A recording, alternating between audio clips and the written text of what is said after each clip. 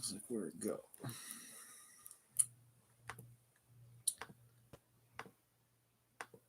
All right, I'll begin with the recap as usual. Chapter 11. This is taken from litcharts.com, by the way.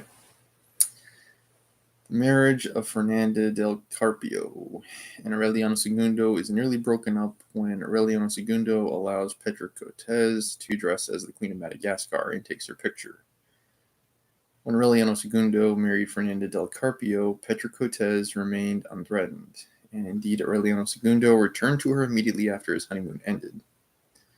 When he returns to her, naming her the lifetime ruler of Madagascar, she can tell this extravagant act of reconciliation proves he feared losing her.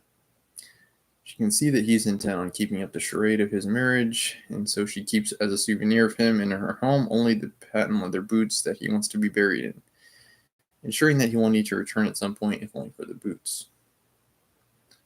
He's got a couple of different reasons for being with Petra Cortez at this point in time. Her companionship, number one, but number two, because she also contributes to their fortune. Fernanda is out of her element in Macondo. She has been raised in an insular city. Her sickly mother speaks only of the prosperous past, telling her daughter that they are rich and powerful and that one day she'll be queen, despite evidence to the contrary. At 12, she's sent to a convent for school, but she refuses to mingle with the other girls, thinking herself better than them. 8 years later, she returns from the convent to her nearly empty home to weave funeral wreaths. Her trip to Macondo is her first time out of her home city, and it opens her eyes to all that her parents have hidden from her throughout her life. After the carnival, Aureliano Segundo has little to go on his search for Fernanda. Eventually, he finds her inside the home that bears a sign advertising funeral wreaths. With her, she brings her trousseau, a candelabra, a silver service, and gold chamber pot. She carries a calendar that allows for sex on only 42 days of the year. Her new husband, and when she finally permits him into her bedroom, he finds her in a modest nightgown with a hole to allow penetration. Aureliano Segundo exclaims the most obscene thing he's ever seen. Shortly before the first child's born, Fernanda realizes that her husband is still secretly visits Petra Cortez. Aureliano Segundo claims he must visit her so that the animals will remain fertile, and in time she's convinced of this reasoning. Fernanda is not embraced by the family, though, as she refuses to assimilate. Amaranta speaks in gibberish to Fernanda, insulting her and making fun of her way of speaking, until they stop speaking to one another.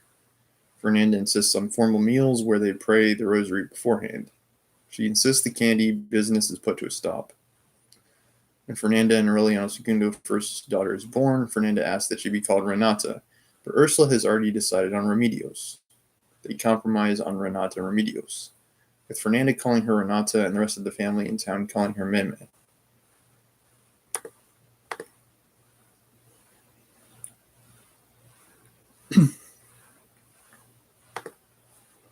Fernanda talks constantly and reverently about her saintly father. Each Christmas, he sends them life-size stone statues, the last of the family's possessions. On the 10th Christmas, they open the large box to discover a lead chest sealed shut. Inside is the dead Don Fernando, Fernanda's father. Okay. Jubilee is held by the government for Colonel Aureliano Buendia, but none of the family attend. 17 men arrive to Macondo for the celebration. Aureliano Segundo throws them a party. Colonel Aureliano Buendia is skeptical of the men claiming to be his sons at first, but he gives them all a goldfish before they leave. Aureliano Segundo offers the opportunity for all of them to stay and work for him, but only Aureliano Triste takes him up on the offer. On Ash Wednesday, they attend church with Amaranta and receive the sign of the cross on their foreheads. The marks prove permanent for the 17 half-brothers. Aureliano Triste sets up the ice factory his grandfather had dreamed of on the edge of town. He looks for a home for himself and inquires about the house in the square where Rebecca and Jose Arcadia I had lived. When he breaks down the door, he finds Rebecca still alive inside, aiming a pistol at him. She mistakes him for the ghost of her dead husband and tells him to get out. I'm not sure why Rebecca would say that. She was fond of her dead husband before he died. He tells the rest of the family about this. Ursula can't believe that Rebecca, who she had forgotten, is still alive. Amaranta is the only one who knew Rebecca survived, her hatred of her adopted sister as strong as ever.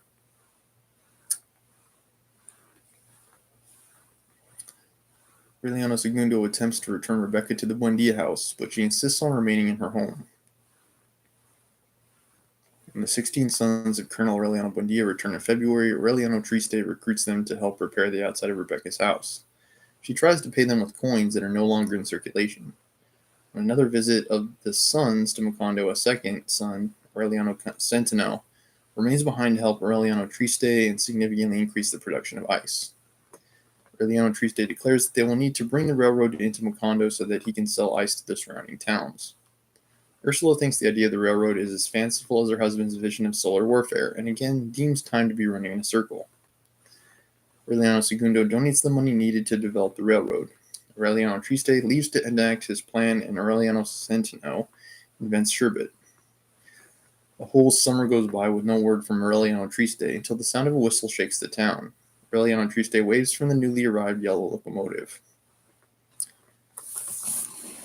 Okay, find ourselves in chapter 12 now. Getting somewhat close to the end. We're about halfway through, I think, still. Dazzled by so many and such marvelous inventions, the people of Macondo did not know where their amazement began. They stayed up all night looking at the pale electric bulbs fed by the plant that Aureliano Triste had brought back when the train made its second trip. It took time and effort for them to grow accustomed to the obsessive tum-tum. They became indignant over the living images that the prosperous merchant Bruno Crispy projected in the theater, with the lion-head ticket windows, for a character who had died and was buried in one film, and for whose misfortune tears of affliction had been shed would appear alive and transform into an Arab in the next one. The audience, who paid 2 cents apiece to share the difficulties of the actors, would not tolerate that outlandish fraud, and they broke up the seats. The mayor, at the urging of Bruno Crispy, explained in a proclamation that the cinema was a machine of illusions that did not merit the emotional outbursts of the audience.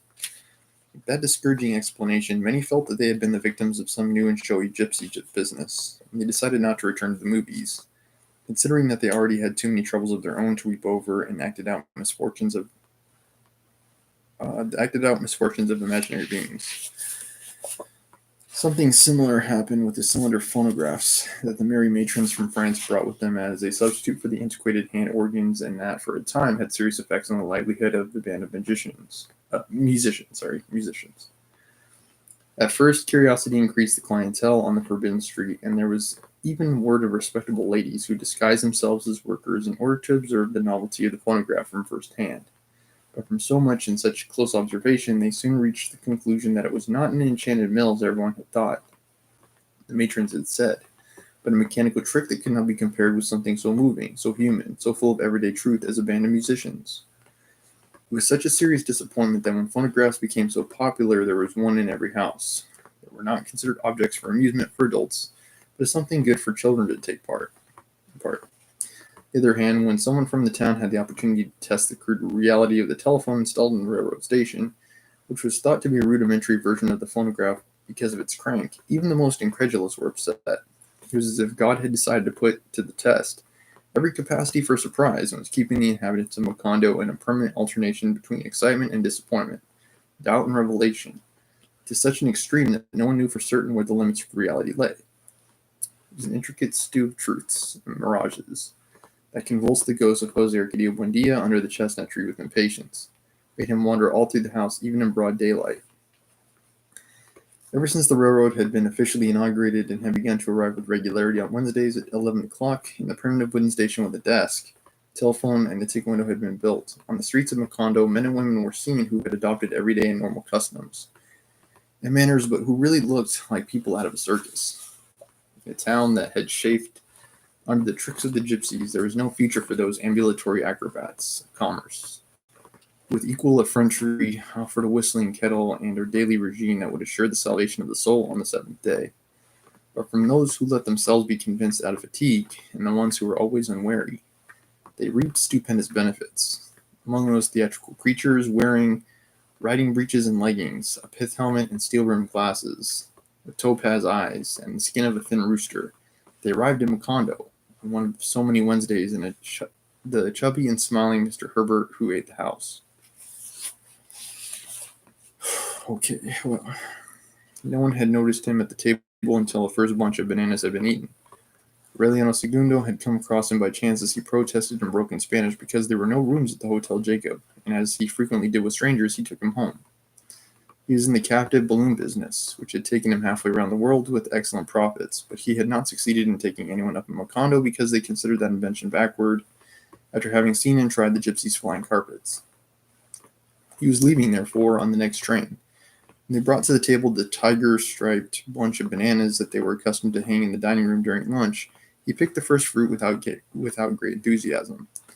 He kept on eating as he spoke, tasting, chewing more with the distraction of a wise man than with the delight of a good eater. When he finished the first bunch, he asked them to bring him another. Then he took a small case with optical instruments out of the toolbox that he always carried with him.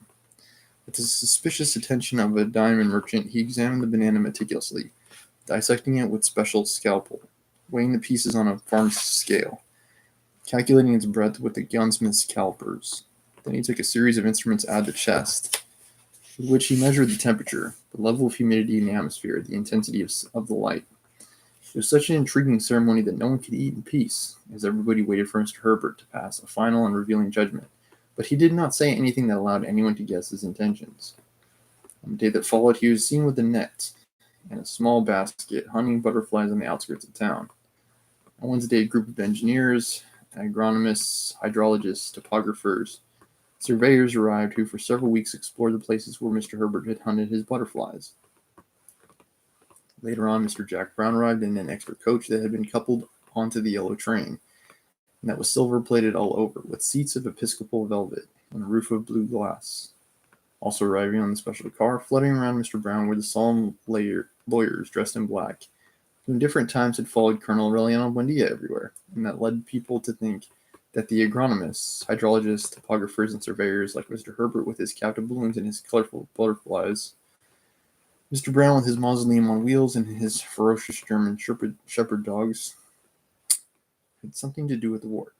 There was not much time to think about it, however, because the suspicious inhabitants of Macondo barely began to wonder what the devil was going on when the town had already become transformed into an encampment of wooden houses with zinc roofs, inhabited by foreigners who arrived on the train from halfway around the world, riding not only on the seats and platforms, but even on the roof of the coaches.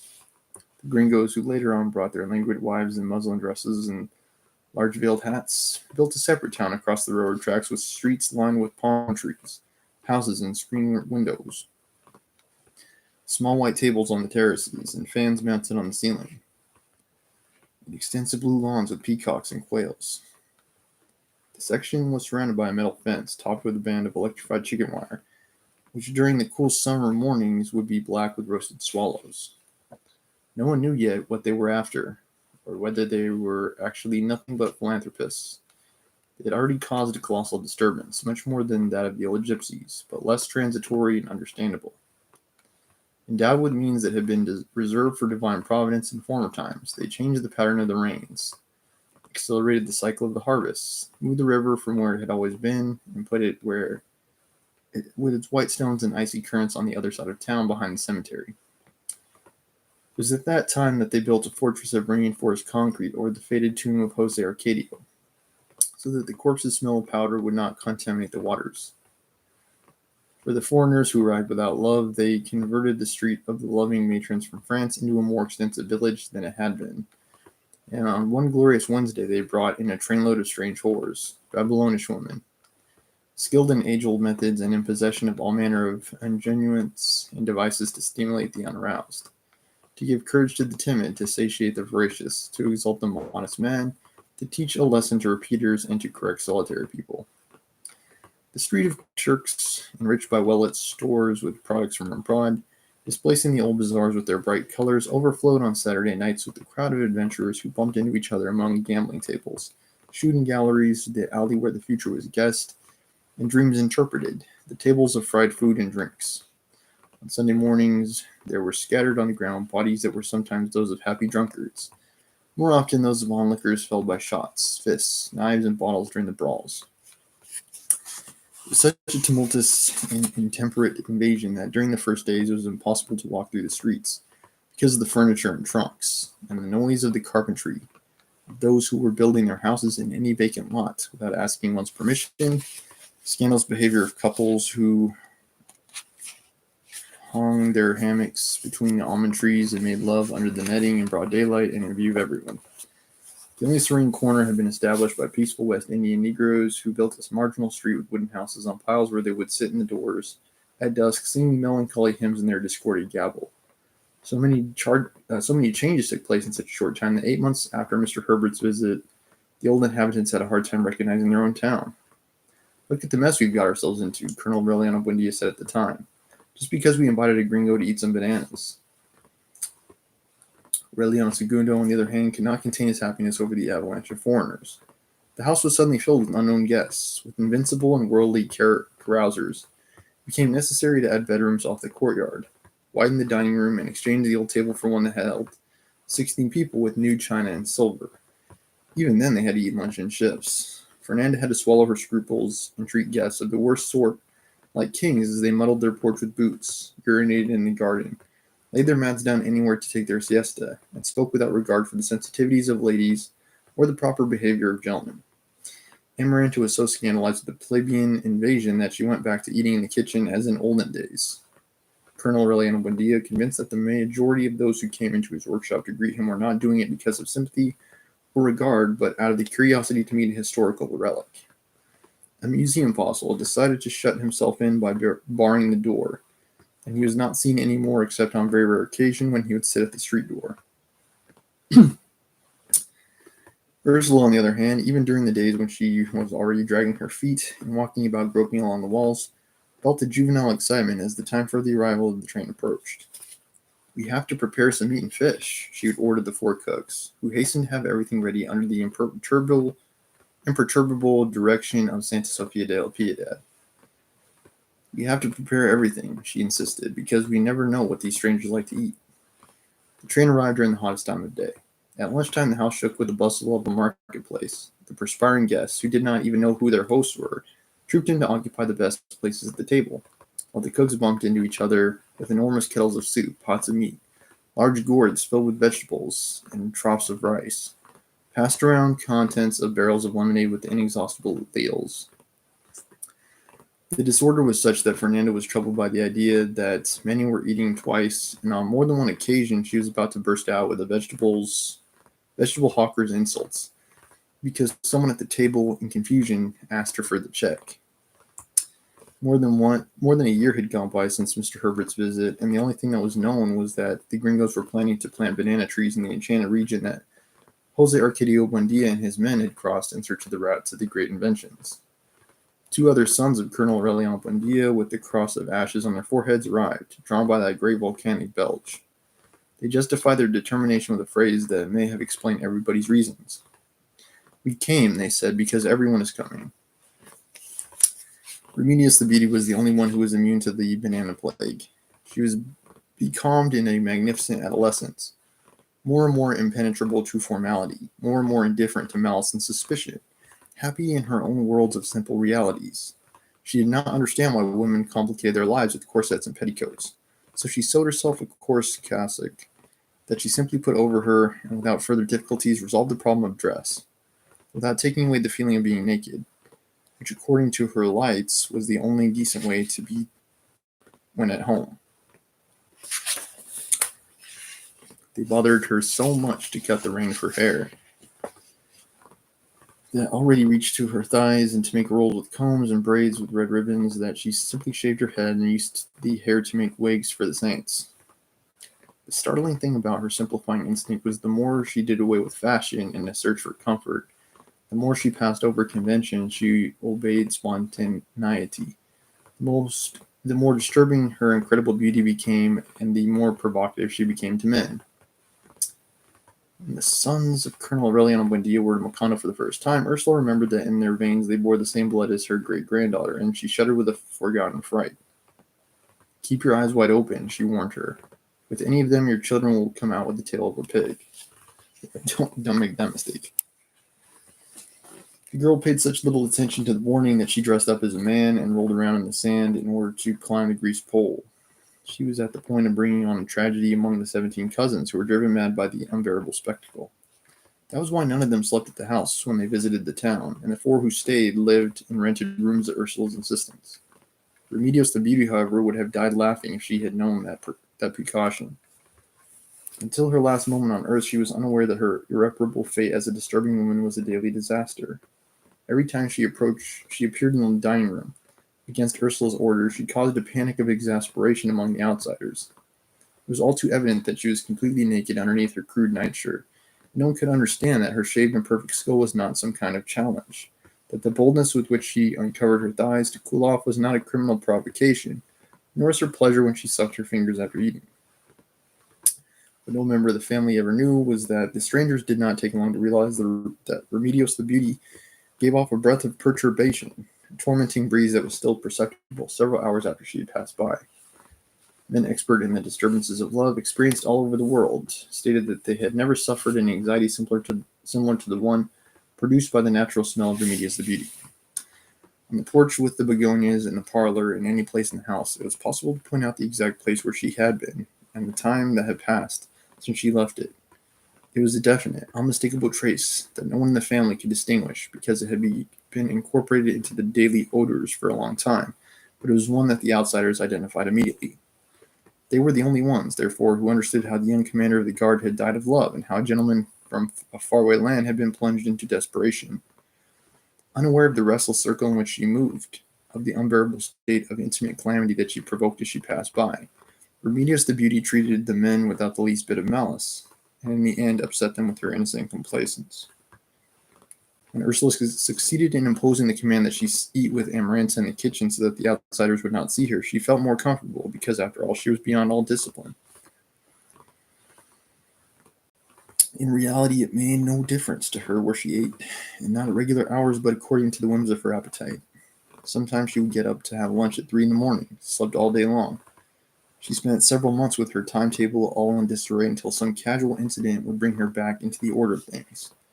When things were going better, she would get up at 11 o'clock in the morning, shut herself up until 2 o'clock, completely nude, in the bathroom, killing scorpions as she came out of her dense and prolonged sleep. Then she would throw water from the cistern over herself with a gourd. It was an act so prolonged, so meticulous, so rich in ceremonial aspects that one who did not know her well would have thought she was given over to the deserved adoration of her own body. For her, however, that solitary rite lacked all sensuality, and was simply a way of passing the time until she was hungry. One day, as she began to bathe herself, a stranger lifted a towel from the roof and was breathless at the tremendous spectacle of her nudity. She saw his desolate eyes through the broken tiles and had no reaction of shame, but rather one of alarm. "Be careful," she exclaimed. "You'll fall." "I just wanted to see you," the foreigner murmured. "Oh, all right," she said, "but be careful, those tiles are rotten." The stranger's face had a pained expression of stupor, and he seemed to be battling silently against his primary instincts, so as not to break up the mirage. Remedios the Beauty thought that she was suffering from the fear that the tiles would break, and she bathed herself more quickly than usual so that the man would not be in danger. While she was pouring water from the cistern, she told him that the roof was in that state because she thought that the bed of leaves had been rotted by the rain. And that was what was filling the bathroom with scorpions. The stranger thought that her small talk was a way of covering her complacence, so that when she began to soap herself, he gave into temptation and went a step further. "Let me soap you," he murmured. "Thank you for good intentions," she said, "but my 2 hands are quite enough." "Even if it's just your back," the foreigner begged. "That would be silly," she said. "People never soap their backs." Then, while she was drying herself, the stranger begged her, with his eyes full of tears, to marry him. Sounds like our times. She answered him sincerely that she would never marry a man who was so simple that he had wasted almost an hour and even went without lunch just to see a woman taking a bath. Finally, when she put on her cassock, the man could not bear the proof that, indeed, she was not wearing anything underneath, as everyone had suspected, and he felt himself marked forever with the white-hot iron of that secret. Then he took 2 more tiles off in order to drop down into the bathroom. "It's very high," she warned him in fright. "You'll kill yourself." The rotten tiles broke with a noise of disaster, and the man barely had time to let out a cry of terror as he cracked his skull and was killed outright on the cement floor. The foreigners who heard the noise in the dining room and hastened to remove the body noticed the suffocating odor of Remedios the Beauty on his skin. It was so deep in his body that the cracks in his skull did not give off blood but an amber-colored oil that was impregnated with that secret perfume. And then they understood that the smell of Remedios the Beauty kept on torturing men beyond death, right down to the dust of their bones. Nevertheless, they did not relate that horrible accident to the other two men who had died because of Remedios the Beauty. The victim was still needed before the outsiders, and many of the old inhabitants of Macondo would credit the legend of Remedios Buendia did not give off a breath of love, but of a fatal emanation. The occasion for the proof of it came some months later on one afternoon when Remedios the Beauty went with a group of girlfriends to look at the new plantings. For the girls of Macondo, that novel game was reason for laughter and surprises, frights and jokes. And at night they would talk about their walk as if it had been an experience in a dream. Such was the prestige of that silence that Ursula did not have the heart to take the fun away from Remedios the Beauty. She let her go one afternoon, providing that she wore a hat and a decent dress. As soon as the group of friends went into the plantings, the air became impregnated with a fatal fragrance. The men who were working along the rows felt possessed by a strange fascination, menaced by some invisible danger, and many succumbed to a terrible desire to weep. Remedios the Beauty and her startled friends managed to take refuge in a nearby house. Just as they were about to be assaulted by a pack of ferocious males. A short time later, they were rescued by the four Aurelianos, whose crosses of ash inspired a sacred respect, as if they were caste marks, stamps of invulnerability. Remedios the Beauty did not tell anyone that one of the men, taking advantage of the tumult, had managed to attack her stomach with a hand that was more like a claw of an eagle clinging to the edge of a precipice. She faced the attacker in a kind of instantaneous flash and saw the disconsolate eyes, which remained stamped on her heart like the hot coals of pity. That night the man boasted of his audacity and swaggered over his good luck on the street of the Turks a few minutes before the kick of a horse crushed his chest and a crowd of outsiders saw him die in the middle of the street, drowned in his own bloody vomitings. The supposition that Remedios the Beauty possessed powers of death was then borne out by four irrefutable events. Although some men who were easy with their words said that it was worth sacrificing one's life for a night of love with such an arousing woman, the truth was that no one made any effort to do so. Perhaps not only to attain her, but also to conjure away her dangers, all that was needed was a feeling as primitive and as simple as that of love. That was the only thing that did not occur to anyone. Ursula did not worry about her anymore. On one occasion, when she had not yet given up the idea of saving her for the world, she had tried to get her interested in basic domestic affairs. Men demand much more than you think, she would tell her enigmatically. Not really. Yeah, not really Ursula, but okay. There's a lot of cooking, a lot of sweeping, a lot of suffering over little things beyond what you think. She was deceiving herself within, trying to train her for domestic happiness because she was convinced that once his passion was satisfied, there would not be a man on the face of the earth capable of tolerating even for a day a negligence that was beyond all understanding. The birth of the latest Jose Arcadio and her unshakable will to bring him up to be Pope finally caused her to cease worrying about her great-granddaughter. She abandoned her to her fate, trusting that sooner or later a miracle would take place and that in this world of everything there would be a man with enough sloth to put up with her. For a long time already, Amaranta had given up trying to make her into a useful woman. Since those forgotten afternoons when her niece barely had enough interest to turn the crank on the sewing machine, she had reached the conclusion that she was simple-minded. I mean, in reality, she's always been that way. Why is she just not realizing that? We're going to have to raffle you off, she would tell her, perplexed at the fact that men's words would not penetrate her. And as a matter of fact, that's something that she and Amaranta have in common. Later on, when Ursula insisted that Remedios the Beauty go to Mass with her face covered with a shawl, Amaranta thought that a mysterious recourse like that would turn out to be so provoking that soon a man will come who would be intrigued enough to search out patiently for the weak point of her heart. When she saw the stupid way in which she rejected a pretender who for many reasons was more desirable than a prince, she gave up all hope. Fernanda did not even make any attempt to understand her. When she saw Remedios the Beauty dressed as a queen at the bloody carnival, she thought she was an extraordinary creature.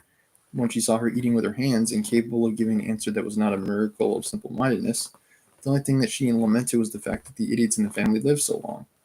in spite of the fact that Colonel Aureliano Buendia kept on believing and repeating that Remedios the Beauty was in reality the most lucid being that he had ever known, and that she showed it at every moment with her startling ability to put things over on everyone, but let her go her own way.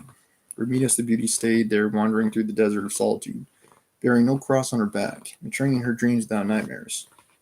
Her interminable baths, her unscheduled meals, her deep and prolonged silences that had no memory, until one afternoon in March, when Fernanda wanted to fold her Brabant sheets in the garden and asked the woman in her house for help. She had just begun when Amaranth noticed that Remedios the Beauty was covered all over by intense paleness.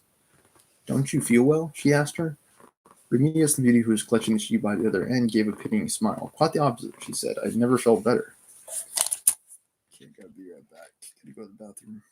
A few more pages left in this chapter. Be right back. Chapter 12.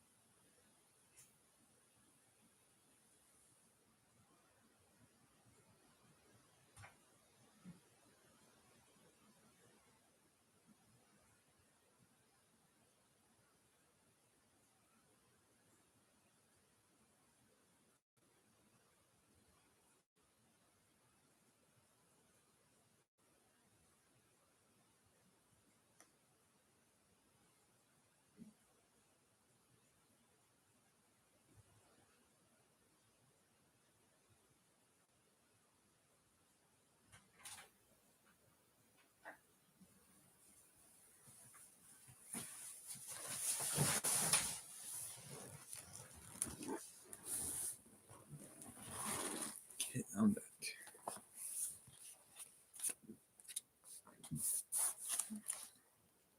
She just finished saying it when Fernanda felt a delicate wind of light pull the sheets out of her hands and open them up wide. Amarantha felt a mysterious trembling in the lace on her petticoats, and she tried to grasp the sheet so that she would not fall down at the instant in which Remedios the Beauty began to rise.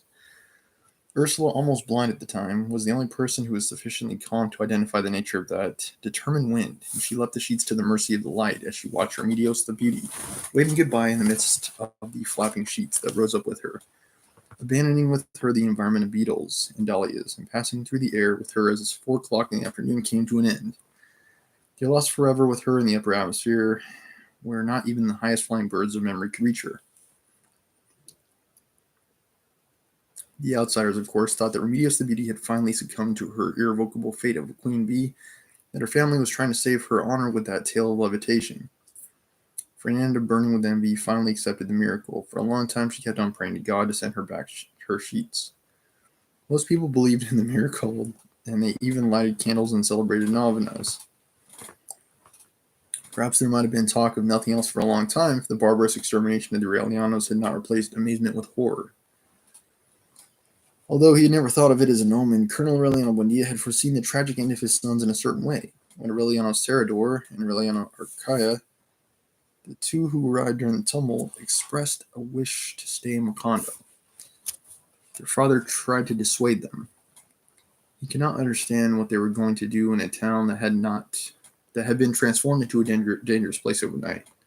But Aureliano Centeno and Aureliano Triste, backed by Aureliano Segundo, gave them work in their businesses. Colonel Aureliano Buendia had reasons that were still very confused and were against that determination. When he saw Mr. Brown in the first automobile to reach Macondo, an orange convertible with a horn that frightened the dogs with its bark, the old soldier grew indignant with the servile excitement of the people, and he realized that something had changed in the makeup of the men, since the days when they would leave their wives and children and toss a shotgun on their shoulders to go off to war. The local authorities, after the armistice of Neerlandia, were mayors without initiative, decorative judges who picked among the peaceful and tired conservatives of Macondo. "This is a regime of wretches," Colonel Aureliano Buendia would comment when he saw the barefoot policemen armed with wooden clubs pass. "We fought all those wars, and all of it just so that we didn't have to paint our houses blue." When the Banana Company arrived, however, the local functionaries were replaced by dictatorial foreigners, whom Mr. Brown thought brought to live in the electrified chicken yard, so that they could enjoy, as he explained it, the dignity that their status warranted, and so that they would not suffer from the heat and the mosquitoes, and the countless discomforts and privations of the town. The old policemen were replaced by hired assassins with machetes. Shut up in his workshop, Colonel Aureliano Buendia thought about those changes, and for the first time in his quiet years of solitude, he was tormented by the definite certainty that it had been a mistake not to have continued the war to its final conclusion.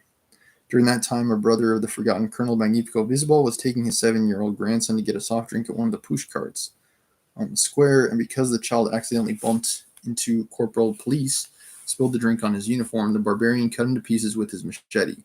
And with one stroke, he cut off the head of the grandfather as he tried to stop him. The whole town saw the decapitated man pass by as a group of men carried him to his house, with a woman dragging the head along by its hair, the bloody sack with the pieces of the child. For Colonel Aureliano Buendia, it meant the limits of atonement.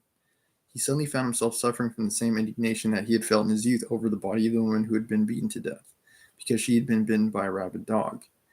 He looked at the groups of bystanders in front of the house, and with his old stentorian voice, restored by a deep disgust with himself, he unloaded upon them the burden of hate that he could no longer bear in his heart. "One of these days," he shouted, "I'm going to arm my boys so we can get rid of these shitty gringos." During the course of that week, at different places along the coast, his 17 sons were hunted down like rabbits by invisible criminals who aimed at the center of their crosses of ash. Aureliano Triste was leaving the house with his mother at 7 in the evening when a rifle shot came out of the darkness and perforated his forehead.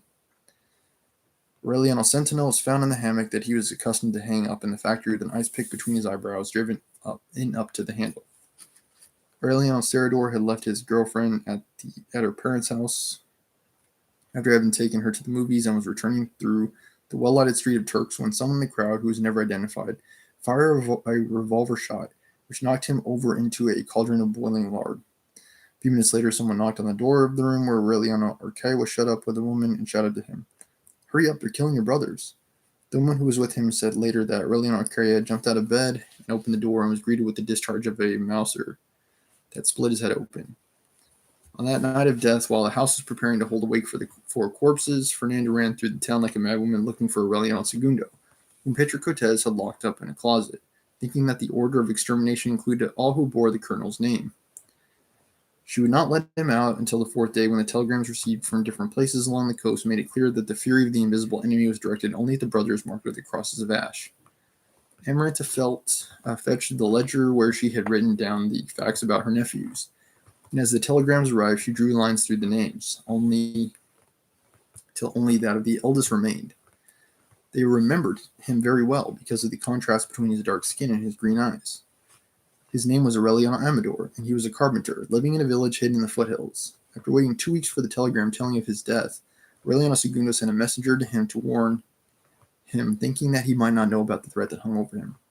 The emissary returned with the news that Aureliano Amador was safe. The night of the extermination, 2 men had gone to get him at his house and had shot at him with their revolvers, but they had missed the cross of ashes. Aureliano Amador had been able to leap over the wall of the courtyard and was lost in the labyrinth of mountains. She knew like the back of his hand, thanks to the friendship he maintained with the Indians, from whom he bought wood. Nothing more was heard of him.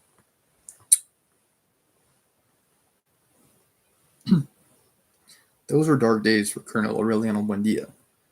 The President of the Republic sent him a telegram of condolence, in which he promised an exhaustive investigation, paid homage to the dead men, At his command, the mayor appeared at the services with 4 funeral wreaths, which he tried to place on the coffins, but the colonel ordered him into the street. After the burial, he drew up and personally submitted to the President of the Republic a violent telegram, which the telegrapher refused to send. Then he enriched it with terms of singular aggressiveness, put it in the envelope, and mailed it. As it happened with the death of his wife, as it happened to him so many times during the war with the deaths of his best friends, he did not have a feeling of sorrow, but a blind and directionless rage, a broad feeling of impotence. He even accused Father Antonio Isabel of complicity for having marked his sons with indelible ashes, so that they could be identified by their enemies. The decrepit priest, who could no longer string ideas together and who was beginning to startle his parishioners with the wild interpretations he gave from the pulpit, appeared one afternoon at the house with a goblet in which he had prepared the ashes that Wednesday, and he tried to anoint the whole family with them to show that they could be washed off with water. But the horror of the misfortune had penetrated so deeply that not even Fernanda would let him experiment on her, and never again was Buendia seen to kneel at the altar rail on Ash Wednesday. Colonel Aureliano Buendia did not recover his calm for a long time. He abandoned the manufacture of little fishes, ate with great difficulty, and wandered all through the house as if walking in his sleep, dragging his blanket and chewing on his quiet rage. At the end of 3 months, his hair was ashen. His old wax mustache poured down beside his colorless lips. But on the other hand, his eyes were once more burning coals that had startled those who had seen him born, and that in other days had made chairs rock with a simple glance. In the fury, he tried futilely to rouse the omens that had guided his youth along dangerous paths into the desolate wasteland of glory. He was lost, astray in a strange house where nothing and no one now stirred in him the slightest vestige of affection. Once he opened Melkate's room looking for the traces of the past from before the war, he found only rubble, trash, piles of waste accumulated over all the years of abandonment. Between the covers of the books that no one had ever read again and the old parchments damaged by dampness, a livid flower had prospered, and in the air that had been the purest and brightest in the house, an unbearable smell of rotten memories floated. One morning he found Ursula weeping under the chestnut tree at the knees of her dead husband. Colonel Aureliano Buendia was the only inhabitant of the house who still did not see the powerful old man who had been beaten down by a half-century in the open air. "Say hello to your father," Ursula told him. He stopped for an instant in front of the chestnut tree, and once again he saw that empty space before him did not arouse an affection either. "What does he say?" he asked. "He's very sad," Ursula answered, "because he thinks that you're going to die." "Tell him," the colonel said, smiling, "that a person doesn't die when he should, but when he can."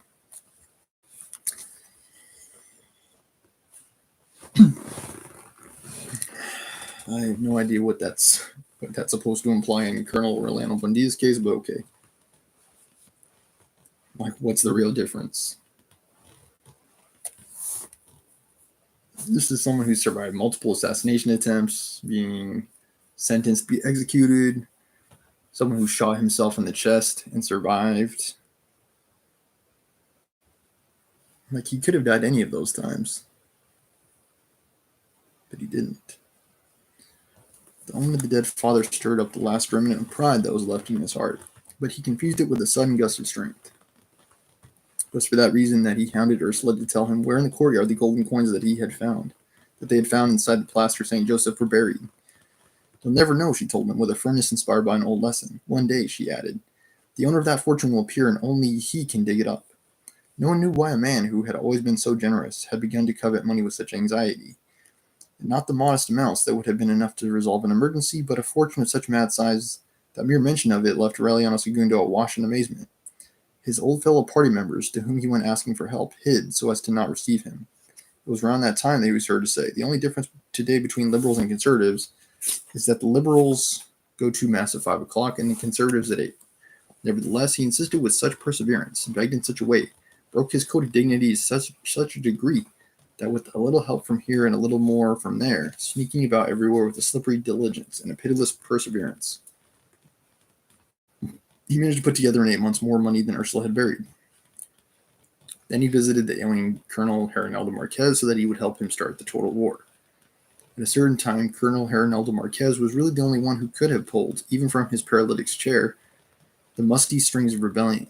After the armistice of Neerlandia, while Colonel Aureliano Buendia took refuge with his little goldfishes, he kept in touch with rebel officers who had been faithful to him until defeat. With them, he waged the sad war of daily humiliation, of entreaties and petitions, of "come back tomorrow," of "any time now," of "we're studying your case with the proper attention." The war hopelessly lost, the many yours most truly's, who should have signed and would never sign the lifetime pensions. The other war, the bloody one of 20 years, did not cause them as much damage as the corrosive war of eternal postponements. Even Colonel Herrinaldo Marquez, who escaped 3 attempts on his life, survived 5 wounds, and emerged unscathed from innumerable battles, succumbed to that atrocious siege of waiting, and sank into the miserable defeat of old age, thinking of Amaranta among the diamond-shaped patches of light in a borrowed house. The last veterans of whom he had word had appeared photographed in a newspaper with their faces shamelessly raised beside an anonymous president of the republic, who gave them buttons with his likeness on them to wear in their lapels, and returned to them a flag soiled with blood and gunpowder, so that they could place it on their coffins. The others, more honorable, were still waiting for a letter in the shadow of public charity, dying of hunger, living through rage, rotting of old age, amid the exquisite shit of glory. So that when Colonel Aureliano Buendia invited him to start a moral conflagration that would wipe out all vestiges of a regime of corruption and scandal backed by the foreign invader, Colonel Herrinaldo Marquez could not hold back a shudder of compassion. "Oh, Aureliano," he sighed. "I already knew that you were old, but now I realize that you're a lot older than you look." Yeah, both of them were pretty ancient. By this point in the novel. All right, next time we will have the 12 recap and the reading of chapter 13. We're getting pretty close to the end. I think we're past the halfway point, it seems like. So thanks for watching,